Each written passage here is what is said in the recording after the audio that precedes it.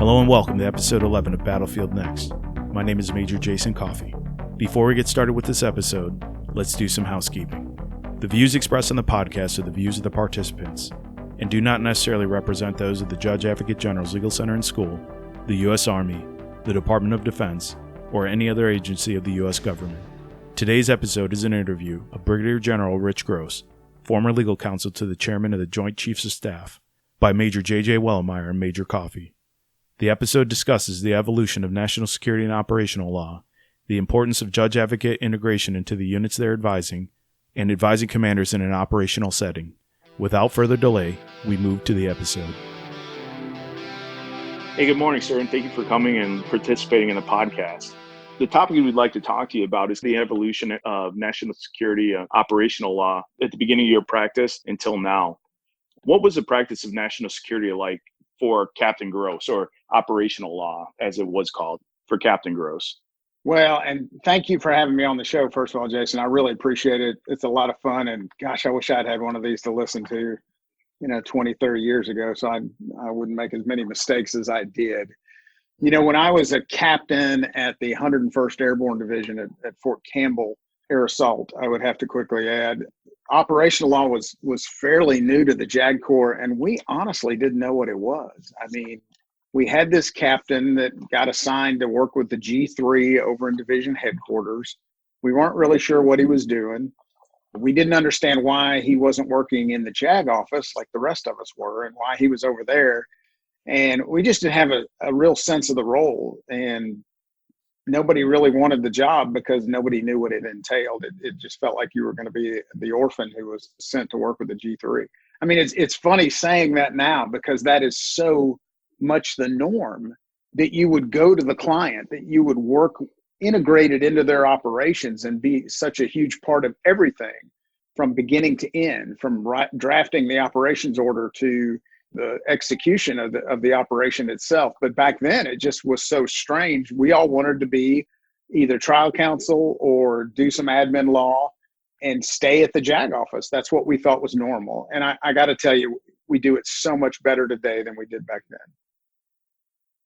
So what was your first substantive NSL op law job in the JAG Corps, and what was your experience level? Not much experience level. It would have also been during that first tour, my first tour as a JAG officer at Fort Campbell. I mean, occasionally we would get tapped to go participate in an exercise, to participate in some planning. There was one time when I was the duty JAG, so I was on call, and we had a pretty big snowstorm at Fort Campbell and in the surrounding areas. And so the division staff got called in to essentially stay up all night in the operations center and write an operations order for that aftermath of that big snowstorm, both on Fort Campbell and out in the city of Clarksville. And so because I was on call, I was the one who was in the headquarters prepared to answer any questions that might have come up about port to civil authorities and some of the other issues that I think most folks listening to this are probably very familiar with. And ironically, there were two people who stayed awake all night in the operations center. One was me, and one was then Lieutenant Colonel Dave Petraeus, who we all know later became four-star General Dave Petraeus of CENTCOM and ISAF fame. But he was a lieutenant colonel, G3 planner, who stayed up all night and wrote this order. Hey, sir, I just want to jump in here real quick. Can you just talk a little bit about how important it was or wasn't for you to be integrated with your staff and to be there and to be seen as a contributing member, and how that maybe impacted your ability to give legal advice and have it followed if necessary? Yeah, absolutely. That's a great question, JJ. It was funny at Fort Campbell, where they weren't used to seeing JAGs integrated down at the brigade. They weren't used to seeing us around actively at the division staff level, except for that one guy who was the operational law attorney. And so they didn't use us, and we didn't know how to offer help. I mean, we kind of treated it like we were a dentist. I sometimes when I give a leadership talk, I'll talk about don't be a dentist. Don't sit in your office and wait for somebody to come to you with a problem. But that's exactly what we were doing back then. We waited till they came to us and said, hey, can we provide this support to the local sheriffs in a snowstorm? We waited for them to ask us, and we weren't integrated.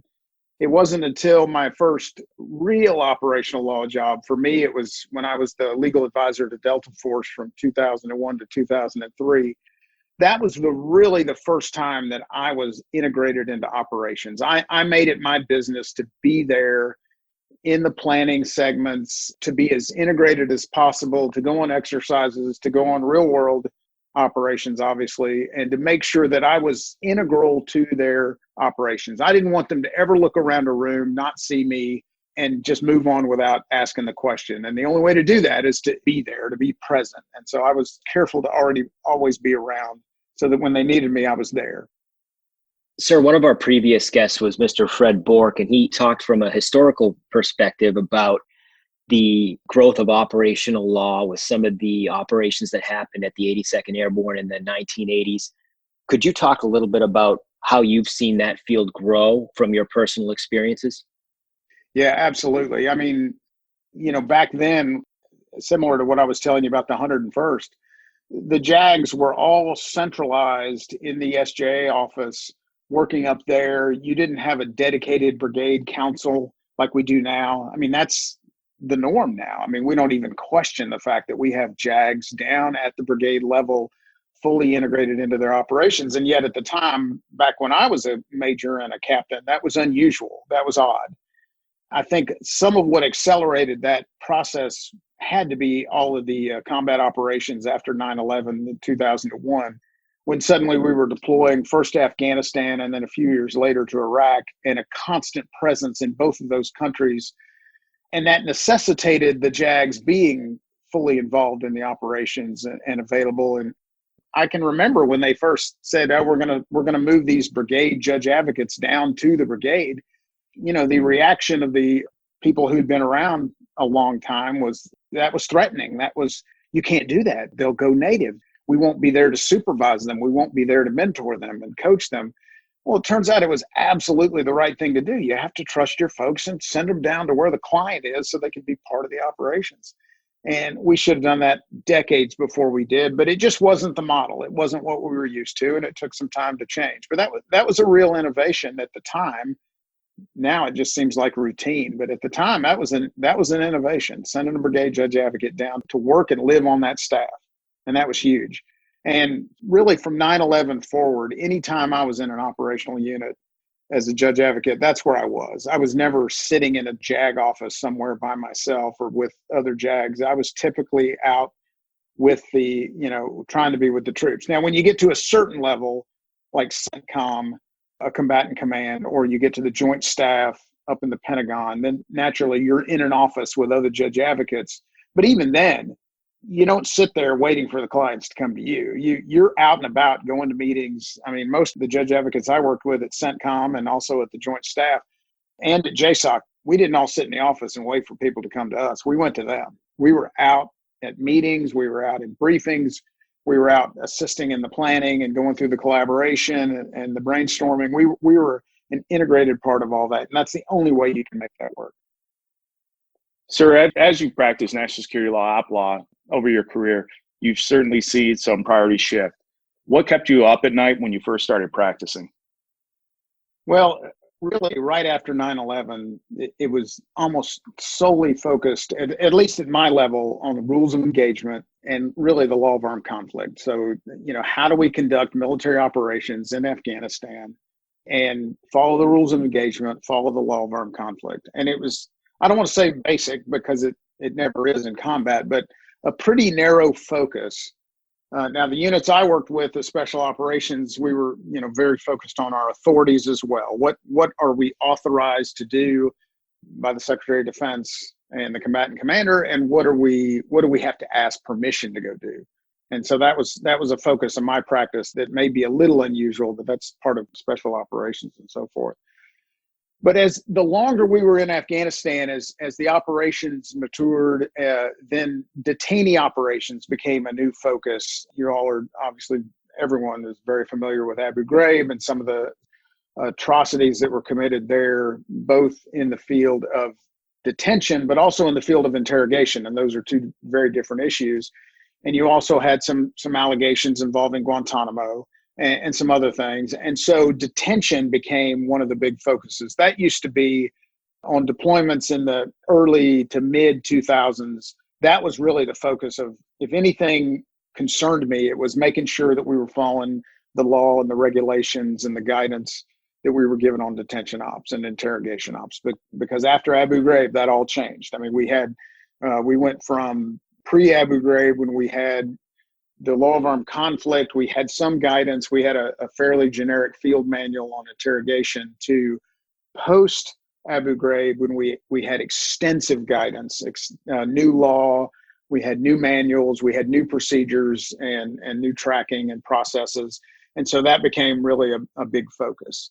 As I matured and moved up into different roles with other operational commands and with CENTCOM and so forth, then you start to become more focused on military operations in places other than Afghanistan and Iraq. You know, what are the other authorities that we have? What are we doing in other places and so forth?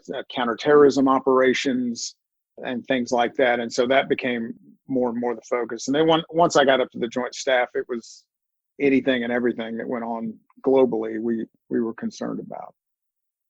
Sir, now that you're 5 years on from retirement, have those worries and priorities changed? Well, I mean, I'm not responsible now, so that makes life a little easier. But if you ask me, what was I concerned about when I left versus what am I concerned about now?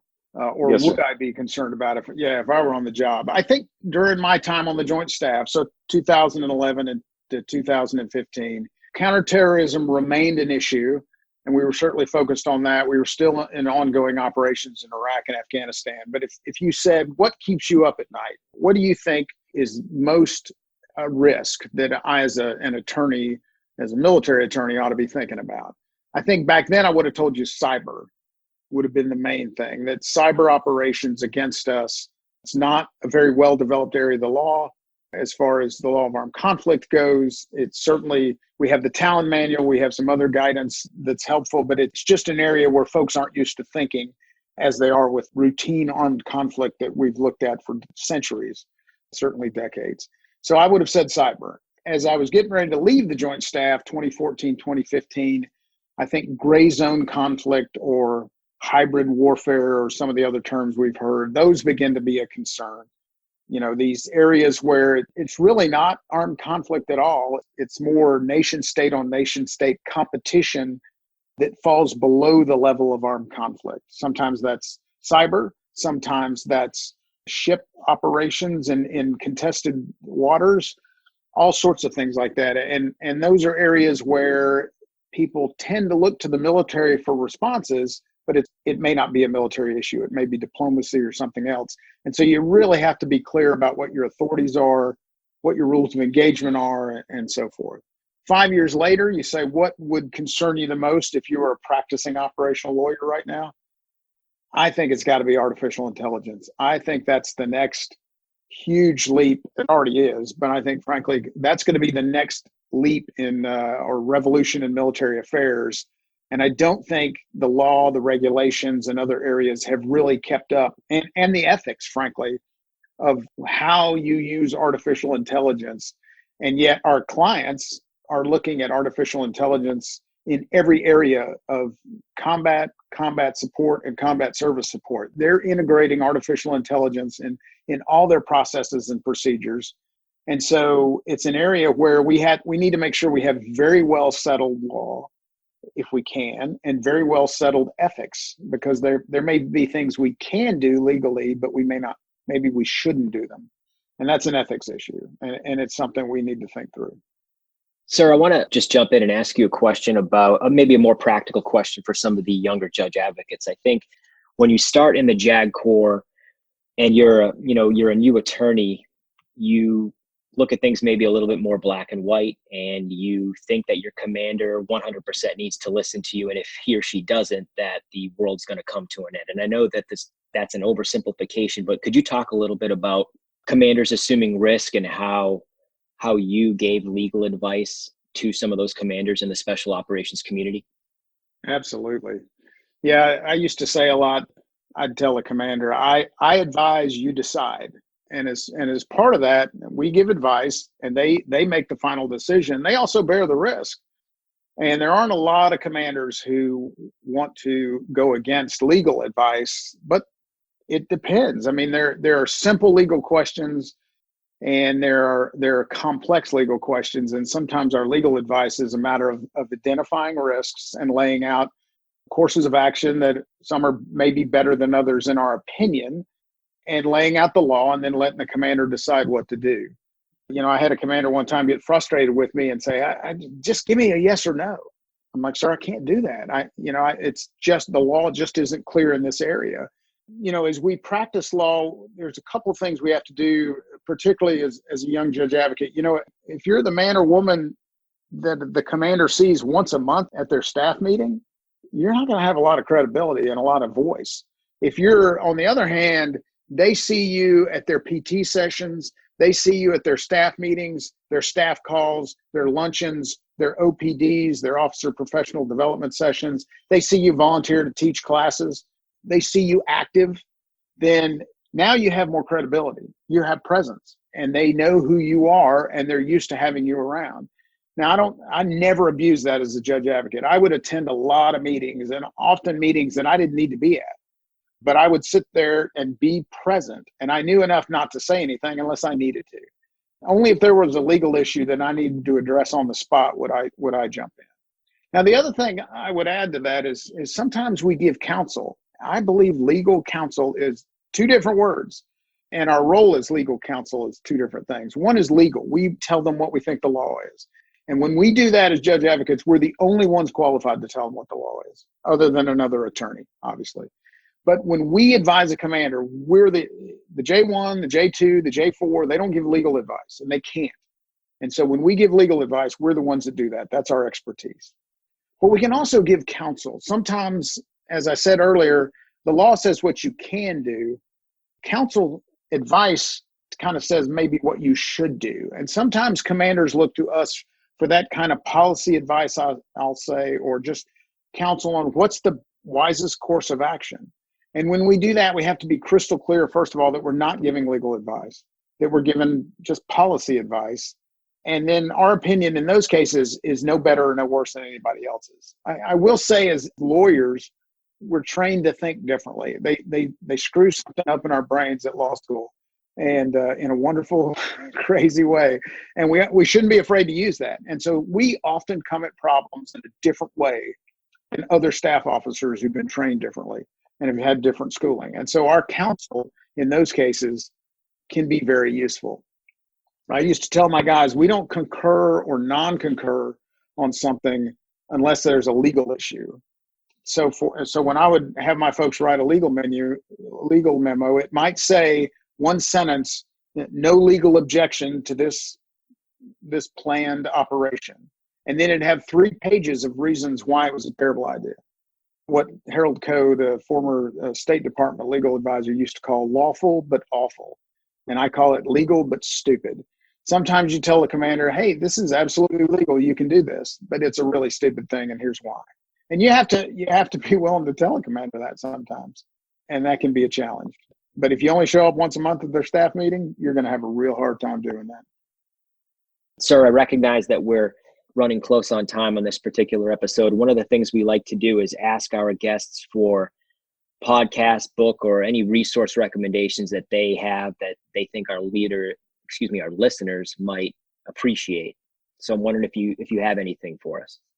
Yeah, there's so many great podcasts out there that, particularly if you have a commute or you have the time, can really educate yourself on things. The World Next Week from the Council on Foreign Relations is really good at looking at kind of the global strategic issues facing us.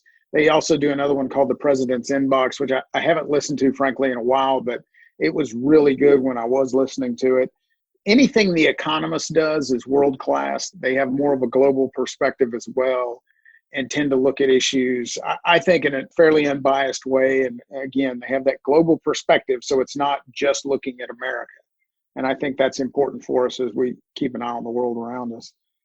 When it comes to books, my favorite leadership book, frankly, is a book called Creating Magic by Lee Cockrell. Lee spoke at the Army JAG School one time when I was there, and he's a former executive vice president of Disney. He ran Disney World, Walt Disney World operations, and he has this great leadership book, Creating Magic. And he also has a podcast that's pretty good.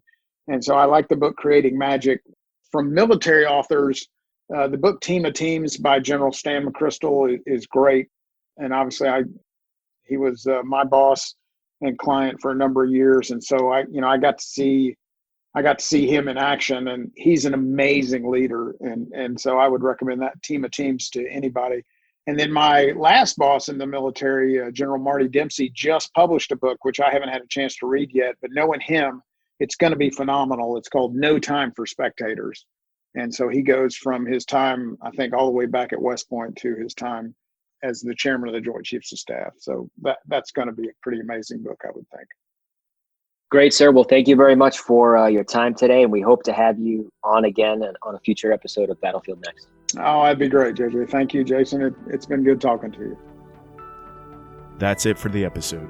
For more information related to FCD, you can follow us on Twitter at JagFCD or by visiting our webpage. Finally, if you like what you hear, please leave us a review on iTunes, Stitcher, Spotify, or your favorite podcast app. While this is a podcast created by U.S. Army Judge Advocates from the Future Concepts Directorate, our goal is to reach other judge advocates and lawyers across the DoD, law students, and members of academia. Your reviews help make this possible.